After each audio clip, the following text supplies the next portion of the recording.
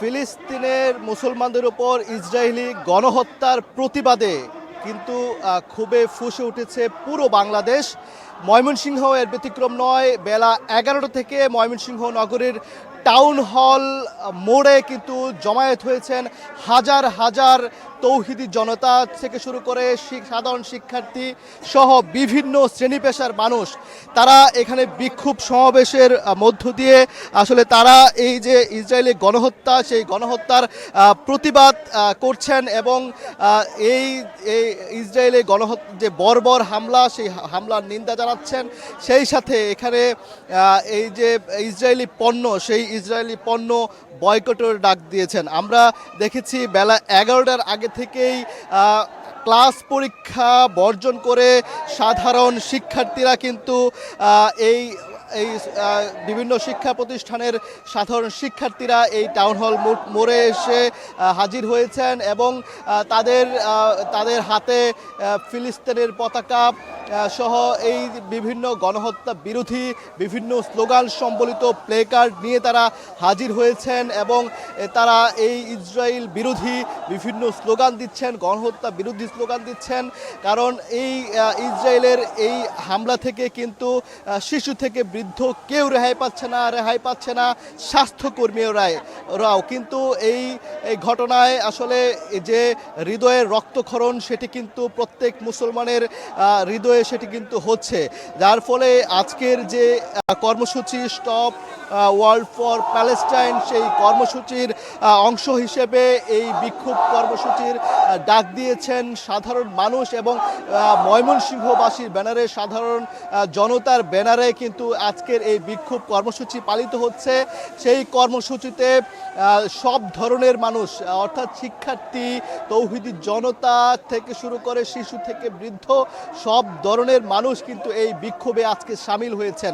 বেলা 11টা থেকে এই বিক্ষোভ সমাবেশ শুরু হয়েছে।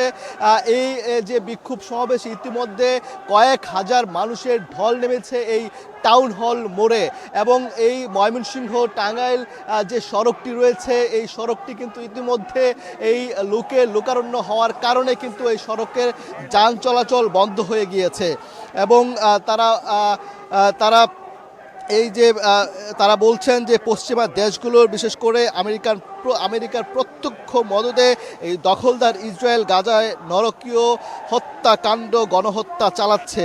নারী, শিশু, বৃদ্ধ কেউই রেহাই পাচ্ছে না। এমনকি যারা মানবিক সহায়তা দিতে আসছেন স্বাস্থ্যকর্মী, সাংবাদিক, মানবাধিকার কর্মী তারাও কিন্তু এই ইসরায়েলি বর্বরতার হাত থেকে রক্ষা পাচ্ছে না এবং জনবহুল গাজা উপত্যকা এখন অনেকটাই জনশূন্য ধ্বংসস্তূপে পরিণত হয়েছে। জাতিসংঘের একটি তথ্য আমি যদি জানাই যে 2023 সালের 7 অক্টোবর থেকে 2025 সালের 3 এপ্রিল পর্যন্ত গাজায় 50,523 জন কিন্তু শহীদ হয়েছেন এবং 1,14,776 জন আহত হয়ে আসলে মৃত্যুর সাথে পাঞ্জা লড়ছেন, হাসপাতালে বা বিভিন্ন স্থানে আসলে কাতরাচ্ছেন।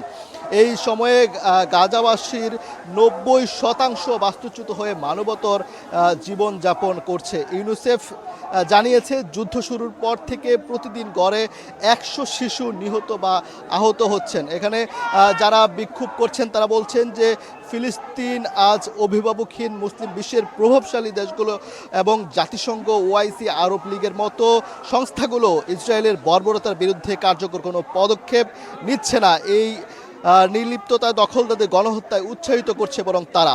এই যে গ্লোবাল স্ট্রাইক ফর গাজা এই কর্মসূচিতে প্রত্যেককে সমর্থন জানানোর জন্য আসলে তারা আহ্বান জানাচ্ছেন এবং আমরা দেখতে পাচ্ছি একের পর এক বিক্ষোভ মিছিল নিয়ে এই ময়মনসিংহ নগরীর এই টাউন হল মোড়ে তারা হাজির হয়েছেন।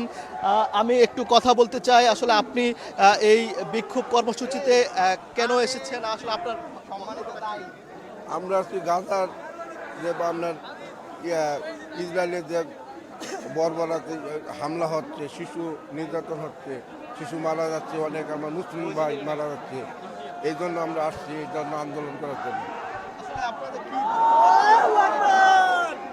আমাদের বক্তব্য একটাই যে ইসরায়েলের পণ্য বয়কট করা আর হচ্ছে যে এই বর্বরতা মানবতার যে বিরুদ্ধে অপরাধ বর্বরতা অবশ্য নেতানোর শাস্তি হোক, ইসরায়েলের যারা সমর্থন করে তাদের শাস্তি হোক, এটাই আমাদের একমাত্র উদ্দেশ্য।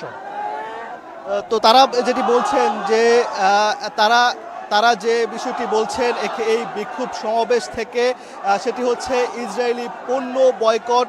এই বয়কটের মধ্য দিয়ে আসলে এখানকার যে প্রতিবাদের ভাষা, সেই প্রতিবাদ এখান থেকে আসলে তারা ছড়িয়ে দিতে চান, বিশ্ববাসীকে দেখাতে চান যে মুসলমানরা যে প্রান্তে আছে সব মুসলমানরা এই গণহত্যার বিরুদ্ধে দাঁড়িয়েছে, যারা মানবতা বিরোধী অপরাধ করছে তাদের বিরুদ্ধে দাঁড়িয়েছে, এবং তারা বিশ্বের মুসলমান ক্ষমতাধর দেশগুলোকে আসলে এই বিরুদ্ধে কথা বলার জন্য আহ্বান জানাচ্ছে।